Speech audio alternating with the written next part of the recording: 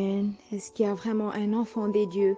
C'est lui qui est appelé enfant des dieux à ces lieux. Si tu peux prendre ce moment et tu commences à dire, Seigneur, je suis en train d'expecter quelque chose cette nuit. Je refuse de venir et de rentrer comme je suis venu. Laisse-moi te rappeler quelque chose. Laisse-moi te rappeler quelque chose. Que quand tu viens dans la présence des dieux, quand tu viens dans la présence des dieux, refuse de venir et rentrer comme tu es venu. Si tu étais malade aujourd'hui, tu vas rentrer avec la guérison. Et si tu avais des problèmes aujourd'hui, tu vas laisser tes problèmes au pied de Jésus. Alors tu vas prendre ce moment. Laisse ce moment et dis, Seigneur, parle-moi.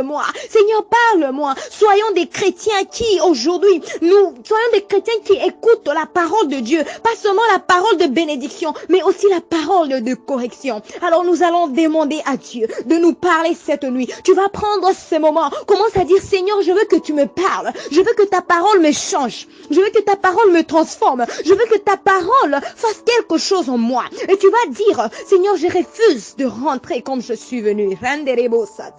Alléluia. Si tu peux commencer à prier au nom puissant de Jésus-Christ. Je m'en vais vraiment dire merci. Merci à notre frère Déo et à son équipe. Merci encore une fois pour m'avoir honoré de prendre ce moment et parler au peuple des dieux.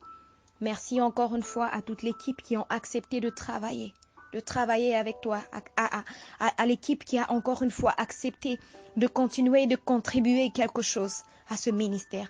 Merci à vous tous. Merci à tout le monde qui est ici.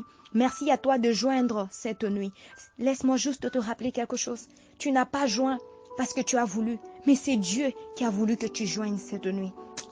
Alléluia, alléluia. Dieu est tellement bon. Alors, le thème d'aujourd'hui, comme nous l'avons reçu, c'est beaucoup d'appelés, mais peu d'élus. Alors, quand vous voyez le thème, il vient du verset du livre de Matthieu, chapitre 22, verset 14. Quand vous lisez ce verset-là, vous allez comprendre d'où venaient ces thèmes. Beaucoup d'appelés, mais peu d'élus. Alors, je voulais juste demander, là, est-ce qu'il y a des gens qui ont quand même pris le temps de lire ce verset-là avant que je ne continue? Si tu as pris le temps de lire ce verset-là, tu peux juste lever ta main. Tu peux juste lever ta main parce que j'aimerais bien que nous allons ensemble. J'aimerais bien que nous nous comprenions, nous tous. Je vais parler de ces versets, mais quand j'étais en train de préparer cela, Dieu m'a remis au fait de ne pas seulement lire le verset, mais plutôt de lire le chapitre. Quand tu commences le livre de Matthieu, chapitre 22, quand tu lis le verset à partir du chapitre 1 au 14, là tu vas essayer de comprendre au fait de quoi il s'agit. Alors aujourd'hui, Dieu m'a inspiré, alléluia, Dieu m'a inspiré de parler sur deux angles. Nous allons parler des beaucoup d'appelés, mais peu d'élus. Alors nous allons parler sur deux angles qui sont l'élection de l'appel du salut et l'élection de l'appel au service. Alors sont là les deux angles dont nous allons parler aujourd'hui par rapport à ce qui a été donné comme thème. Alors si tu es là, tu peux toutefois clap your hand for Jesus. I'm so sorry. Si tu peux vraiment frapper tes mains pour Jésus, acclamer parce que tu es dans sa maison. Il veut déposer quelque chose de nouveau en toi. Il veut que tu saches quelque chose peut-être que tu ignorais avant. Alléluia, alléluia, alléluia. Alors nous allons commencer avec le premier angle, c'est celui de l'élection de l'appel au salut. Quand on parle du salut, au fait, on comprend que Jésus est lié au salut. Quand tu lis tout le chapitre, tu comprends que la fête de noces est une fête très importante. Quand tu lis au fait tous les chapitres qui a été donné, tous les chapitres de Matthieu, tu comprends que la fête de noces est une fête très importante. Les noces en soi représentent la dernière fête de la rencontre avec l'époux. Cette fête de ces faits demande assez que la personne ait de nouveaux habits.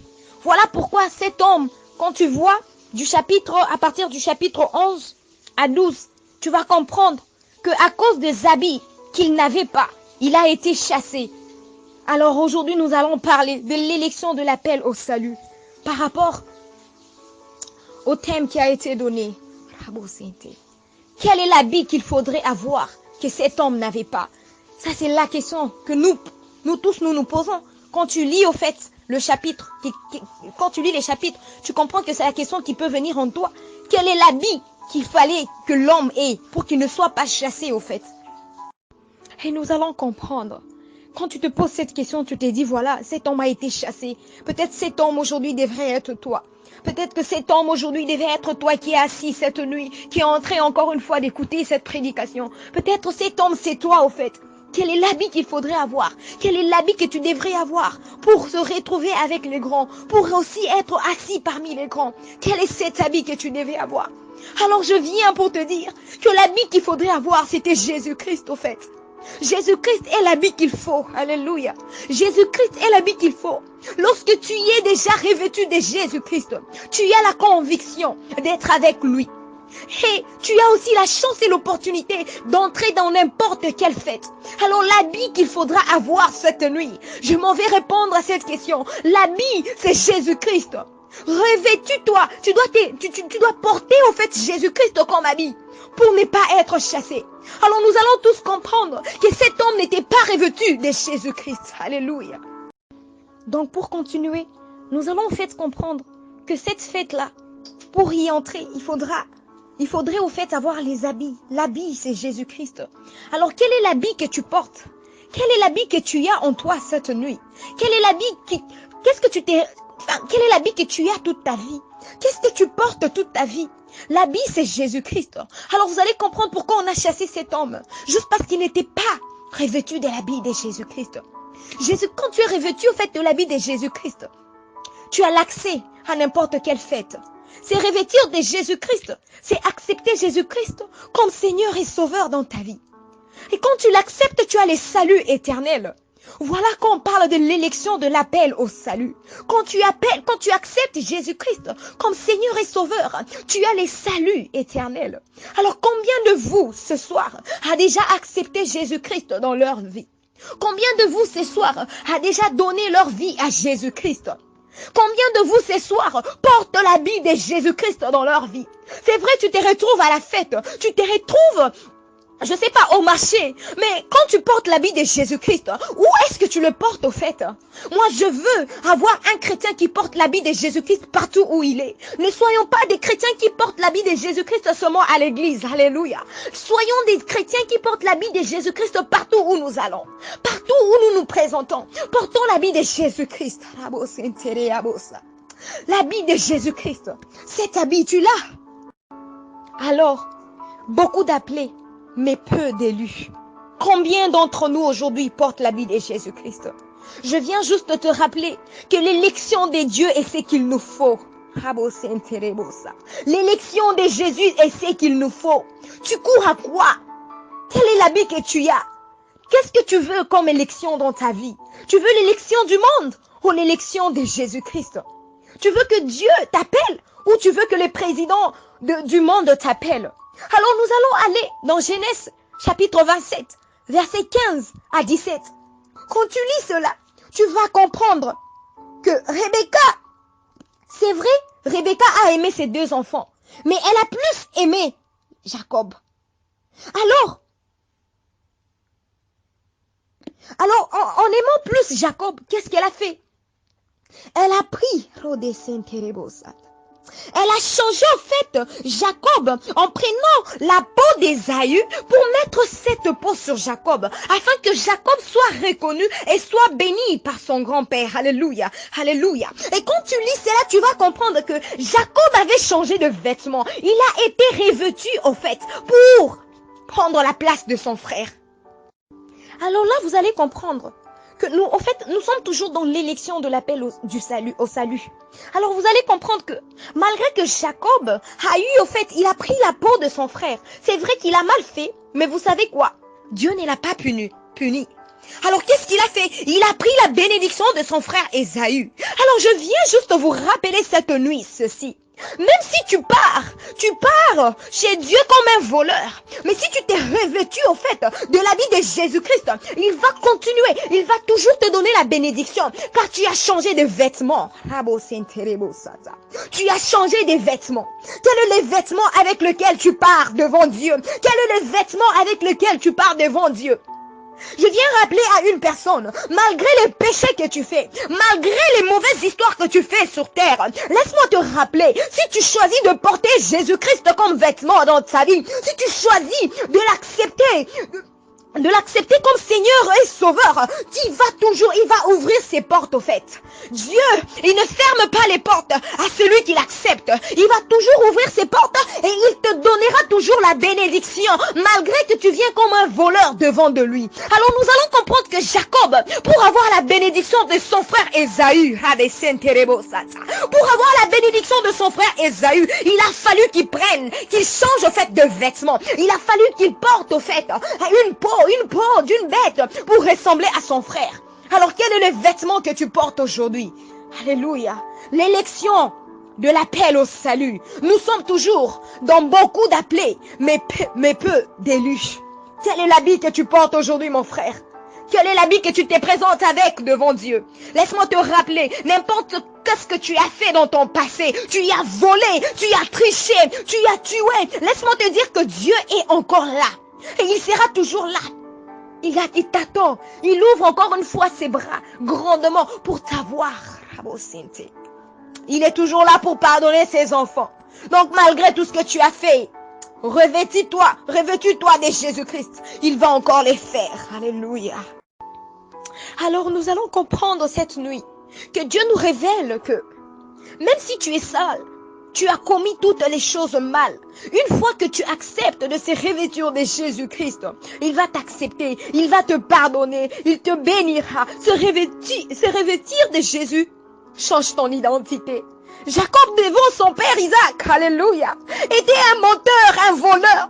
Mais puisqu'il a été revêtu au fait de l'identité d'une autre personne, son identité a changé. Puisqu'il a pris les habits de son frère, son identité a changé et il a reçu la bénédiction qu'il ne devait pas avoir. Alors, quel est l'habit que tu portes? Ça change au fait ton identité. Quand tu t'es revêtu de Jésus, Jésus change ton identité. Quelle est ton identité cette nuit? Quelle est ton identité cette nuit? Maman, tonton, fille, jeune fille, frère, quelle est ton identité cette nuit? L'habit que tu portes te change. Alors qu'est-ce que tu portes? Oh Saint-Térébosa, qu'est-ce que tu portes? Qu'est-ce que tu portes? Là maintenant, nous allons comprendre quelque chose de nouveau. Écoute, sois attentif. Sois attentif. Active ta foi aujourd'hui. Alors, nous sommes toujours dans l'élection de l'appel au salut. Quand tu lis dans Romains, chapitre 8, versets 29 à 30, Dieu est tellement bon. Écoute, Dieu nous a donné un processus, une instruction, une lignée à suivre. Oh Jésus. Écoute, quand tu lis, Dieu dit, je vais seulement lire le verset 30. Et ceux qu'il a prédestinés, il les a aussi appelés. Et ceux qu'il a appelés, il les a aussi justifiés. Et ceux qu'il a justifiés, il les a aussi glorifiés. Si nous sommes tous là ensemble, can you please, peux-tu écrire Amen? Peux-tu écrire Amen? Alors nous allons continuer pour que nous soyons en fait au même pied d'égalité. Je ne veux pas laisser d'autres personnes très loin. Je veux qu'on continue ensemble, qu'on monte ensemble. Jésus est tellement bon. Alléluia. Quand tu lis au fait ce verset, tu comprends que Dieu nous a donné une lignée. Écoute ceci très bien.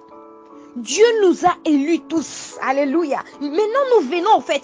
J'avance pour arriver maintenant au thème qu'on nous a donné. Alléluia. J'avance pour arriver au thème qu'on nous a donné. Dieu nous a élus tous déjà dans le ventre de nos parents.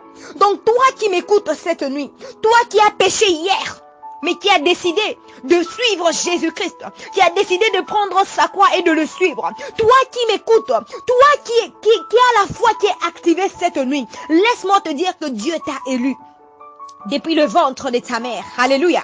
Et quand il t'a élu au fait, et c'est après qu'il t'appelle. Donc Dieu nous élut d'abord dans le ventre de notre mère. Et après, il nous appelle. Et écoute. Après cela, ensuite, il nous justifie. Pour enfin nous glorifier. Donc tu comprends que Dieu, pour la première fois, il nous élut au fait, depuis le ventre de notre mère. Après avoir nous élus, il nous appelle. Après avoir nous appelé, alléluia, il nous justifie. Et après avoir nous justifié, il nous glorifie. Alléluia. Maintenant, Après, au fait, cette instruction-là, quand Dieu t'élu, quand Dieu t'appelle, quand Dieu te justifie et glorifie après, je veux juste expliquer une chose au fait. Dieu nous a déjà élus depuis le ventre de notre mère, n'est-ce pas? Maintenant, quand nous venons au fait au monde, Dieu commence à nous appeler. Et quand il nous appelle au fait pour le servir. Il nous appelle au fait pour travailler pour son nom. Il nous appelle au fait dans sa vie. Il nous appelle au fait à remplir au fait les objectifs pour lesquels nous sommes sur terre. Alléluia. Il nous appelle au fait à être là présent pour lui. Il nous appelle au fait à l'adorer. Il nous appelle il nous appelle à évangéliser. Vous connaissez tous les travails dont Dieu nous appelle. Alors après qu'il nous appelle, il commence à nous justifier. Mais laisse-moi te dire quelque chose cette nuit. Beaucoup de chrétiens n'aiment pas l'étape de justification. Alléluia. Beaucoup de chrétiens fuient quand c'est l'étape de justification. Parce que l'étape de justification, c'est là que Dieu te forme. C'est là que Dieu te forme. C'est là que Dieu, il prend, il te prend, il te forme, il te transforme. C'est dans l'étape où tu passes par des stress. C'est l'étape où tu passes au fait dans ton désert. C'est l'étape où tu passes au fait dans des problèmes. Tu as des barrières devant toi, des montagnes, des très grandes montagnes à traverser. Ce sont des montagnes où, au fait, ce sont des moments où Dieu est en train de te justifier. Il est en train de te préparer parce que après la justification, il y a la glorification. Il te donne, il te glorifie. Alors, chers frères, chères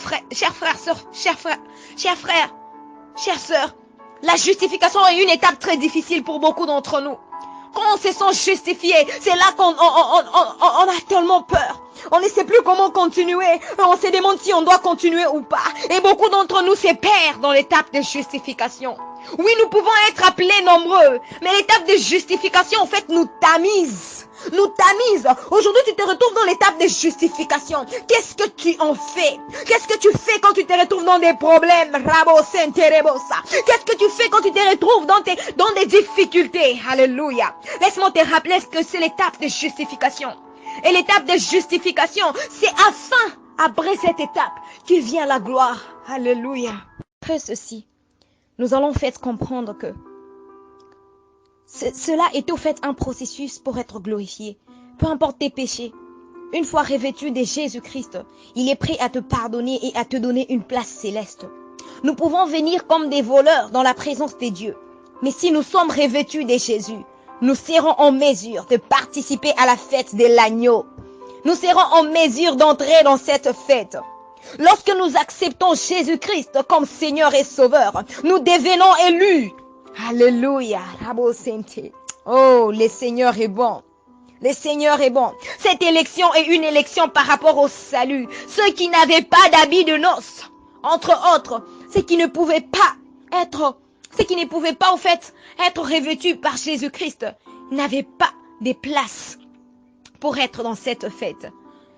Ils étaient chassés à cause de la loi. Alors la question que je veux que tu partes avec cette nuit, as-tu déjà accepté Jésus-Christ comme Seigneur et Sauveur? Car si tu as Christ dans ta vie, si tu es revêtu de Jésus-Christ, tu es élu au salut. Alléluia. Quand tu vas lire dans le livre de Jean chapitre 10, verset 9 et Jean chapitre 3 verset 16, tu vas comprendre. Tu vas comprendre tout ce que je suis en train d'expliquer. Cela, tu peux le lire au fait à la maison, dans ton temps. Mais combien ici sont baptisés? Nous sommes tous là, nous sommes 100, nous sommes plus de 200, je ne sais pas. Mais combien sont baptisés? Alléluia. Combien ont déjà reçu Jésus-Christ comme Seigneur et Sauveur dans leur vie? Si tu n'es là pas, je te prie que ce message te touche. Et je prie que ce message te transforme et te change afin que tu sois baptisé, afin que tu acceptes Jésus-Christ dans ta vie. Et là, c'était notre première partie de l'élection, de l'appel au salut. Nous sommes toujours dans le thème. Beaucoup d'appelés, mais peu d'élus. Alléluia. Ça, c'était la première partie. Alors, si vous pouvez vraiment frapper les mains, claquer vos mains dans la présence de Dieu. Juste pour l'adorer encore une fois. Quand tu claques tes mains, en fait, tu es en train de déclarer que Seigneur Jésus, je te veux dans ma vie. Je veux porter ton habit. Alléluia. Là, nous allons parler de l'élection de l'appel au service. Là, c'était mon deuxième angle. Alléluia. Alléluia. Je ne veux pas vous prendre beaucoup plus de temps parce que je pense que nous avons déjà traîné. J'ai peur de ne pas finir à cause du temps. Alors, quand nous parlons de l'élection de l'appel au service, lorsque tu commences dans le service avec Dieu, tu finiras toujours par la glorification. Alors, ce sont deux angles au fait qui se complètent. Alléluia. Il y a toujours la gloire à la fin pour ceux que Dieu a élus. Dieu te connaît depuis le ventre de ta mère. Voilà pourquoi il t'a élu au fait. En grandissant, il t'appelle et quand tu acceptes l'appel, Dieu te justifie. Tu passes par des moments difficiles, tu traverses des montagnes et autres. Et quand on te justifie, au fait, c'est en ces moments où on te critique, on te jette la salive, on fait tout ce qu'on peut te faire. Mais à toi de rester ferme avec Dieu. Je viens te rappeler qu'il y a une gloire après ta souffrance. N'abandonne pas, ne baisse pas les bras et surtout que l'ennemi ne gagne pas. Persévère avec Jésus-Christ car il est la clé à tout. Souviens-toi d'appeler Jésus quand tout va mal. Sers Dieu partout, dans l'église, dans les routes, à l'école. Sois une servante de l'Éternel partout où tu es. Ne choisis pas un endroit et ne sois pas un serviteur temporaire. Alléluia. Un serviteur par saison. Ne néglige aucun domaine. Parce que partout, on peut le servir. Alléluia. Alors nous allons continuer. Nous allons continuer. Alors, là vous allez comprendre au fait. Les personnes normales, comme c'est que j'ai écrit.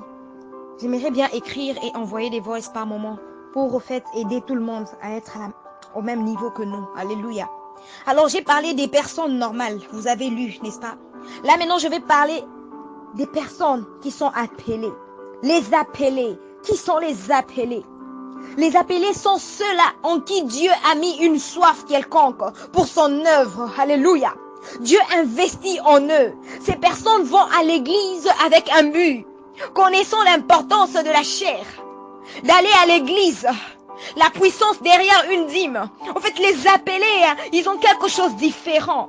Ils savent pourquoi ils donnent l'offrande. Ils savent pour qu'est-ce qui est derrière l'offrande. Ils refusent d'aller à l'église par habitude. Alléluia. Car ils y vont. Mais ils veulent au fait ne pas rentrer. Enfin, ils ne veulent pas rentrer comme ils sont partis. Ce sont les appelés. Les appelés sont assoiffés. Écoute, parmi nous ici, il y a beaucoup d'appelés. Voilà, tu te retrouves cette nuit ici au milieu de nous. Encore une fois, écoutez la parole de Dieu. Les appelés, ils ne veulent pas rentrer comme ils sont venus. Alors il y a beaucoup d'appelés ici. Il y a beaucoup d'appelés sur cette plateforme.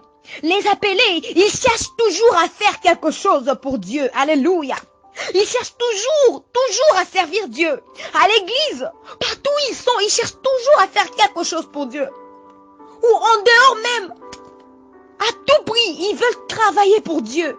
Entre autres, torchonner même le temple de Dieu, être au protocole, chanter, évangéliser. Ils savent l'importance de jeûner et prier. Leur but, au fait, est de gagner les âmes. Ce sont ça les appelés. Alléluia.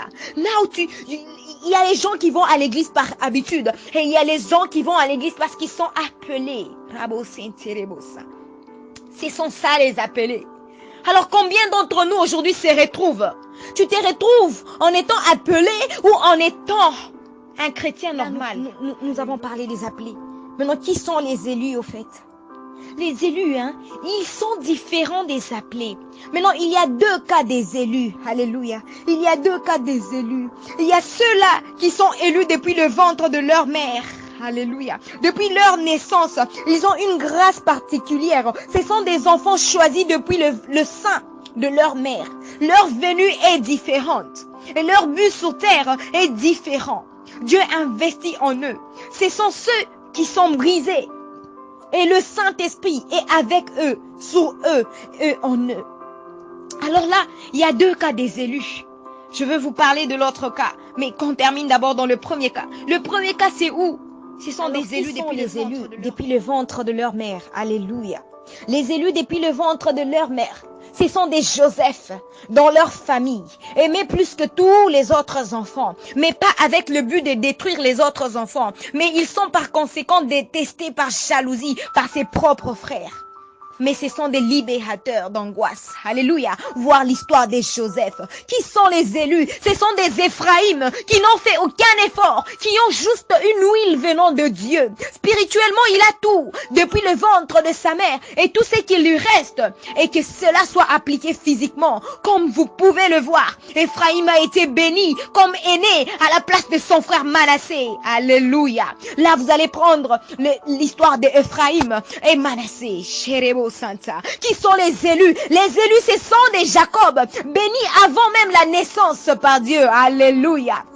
Qui sont les élus? Les élus, ce sont des Samuel. Ce sont les enfants qui sont donnés comme cadeau à Dieu depuis leur venue. Ils sont offerts à Dieu comme cadeau. Alléluia. Qui sont les élus? Les élus, ce sont des Moïse, enfants délaissés à cause d'une loi du monde, mais récupérés par Dieu à cause de la grâce. Alléluia. Qui sont les élus? Les élus, ce sont des Isaac et pas des Ismaël. Ils viennent par patience et par grâce de Dieu et changent l'identité de ses parents. Aujourd'hui, nous appelons Abraham père de la nation à cause d'Isaac. Qui sont les élus? Les élus, ce sont les Paul, choisis par Dieu lui-même, sans regarder le mal qu'il a commis dans le passé. Qui sont les élus? Les élus, ce sont des Samson, bénis depuis le ventre de leur mère. Alléluia. Ce sont ça les élus. Et là, le deuxième cas, ici nous voyons ceux-là qui doivent travailler pour obtenir la place. Ceux-là qui doivent travailler pour obtenir la place céleste. Les élus-là, qui passent par des problèmes, qui passent par des justifications de Dieu. Au fait, ce sont des élus-là qui sont appelés dans la justification pour enfin apporter la gloire. Ces personnes doivent passer par des tests, des processus afin d'avoir la place, afin d'être appelés, doivent obéir à Dieu, respecter les 10 commandements. Souvent, ils passent par des moments difficiles, les échecs, les hauts et les bas, pour qu'ils soient choisis. Ces moments difficiles où ils doivent climber les montagnes, traverser le feu, ne sont pas en fait des moments pour les tuer ou les détruire, mais c'est juste des moments pour les rendre prêts, forts. Parfois, le test vient du diable, mais approuvé par Dieu. Pas pour le tuer, mais pour le tester, voir l'histoire de Job. Ces personnes méritent la place avec le consentement de Dieu lui-même. Alléluia. Ces personnes méritent la place avec le consentement de Dieu lui-même. Un exemple typique. En classe, il y a ceux-là qui doivent se battre pour avoir la première classe, pour avoir la distinction. Et tout comme il y a ceux-là qui ne se battent pas, mais qui ont la distinction. Nous tous, nous avons étudié avec des élèves comme ça. Alors il y a des élèves comme ça dans leur vie. Il y a des élèves comme ça dans leur vie. Ils réussissent pas par beaucoup d'efforts. Alors ceux-là qui sont élus, au deuxième cas, ce sont des gens qui doivent passer par beaucoup de moments, par beaucoup de tests. Alors qui es-tu aujourd'hui? Es-tu élu? Es-tu appelé? Et si tu es élu, dans quel cas te trouves-tu? Alléluia. Le dernier message, parce que je suis obligée de couper, mais au moins je me reviens que vous écoutez ceci. Les caractéristiques des appelés et des élus. Ils ont ces temps-ci les mêmes caractéristiques. Seulement, il y a une huile particulière venant de Dieu lui-même pour ceux qui sont élus. Paul, Saul, ainsi que Élie, le prophète, et beaucoup d'autres ont été choisis par cette huile venant de Dieu. Ils ont été choisis, nommés et votés par Dieu lui-même. Il les a élus lui-même. Cette grâce et cette huile particulière venant des dieux ne regarde pas l'âge, le rang social ou la force que tu possèdes. Elle vient avec la faveur divine de Dieu. Ce sont des gens à qui il ne faut même pas oser jalouser. Même quand tout le monde t'oublie, sa grâce et sa faveur va te localiser, comme il a été avec David. Alléluia. Alléluia. Par ici, je veux rappeler à une personne que l'on ne devient pas élu parce que son père l'a été. Jonathan pouvait être roi, mais Dieu a pris son ami David à la place. Oui, tout le monde peut être appelé, mais pas élu. Mais il y a d'autres qui sont élus depuis le ventre de leur mère. Alléluia. Dieu fait miséricorde à qui il veut. Une question pour toi ce soir. Comment te sens-tu, appelé ou élu? Être élu est une porte à être appelé. En lisant Romains chapitre 8, versets 29 à 30, tu comprendras que tous nous avons été élus. et que nous attendons juste l'appel de Dieu afin de passer par la justification et avoir la gloire. Alors, cours bien quand tu es appelé pour être glorifié à la fin. Dieu appelle qui il veut et quand il veut et où il veut. Que Dieu vous bénisse. J'ai béni en tout cas toute l'équipe. Merci beaucoup pour ce moment et cette opportunité.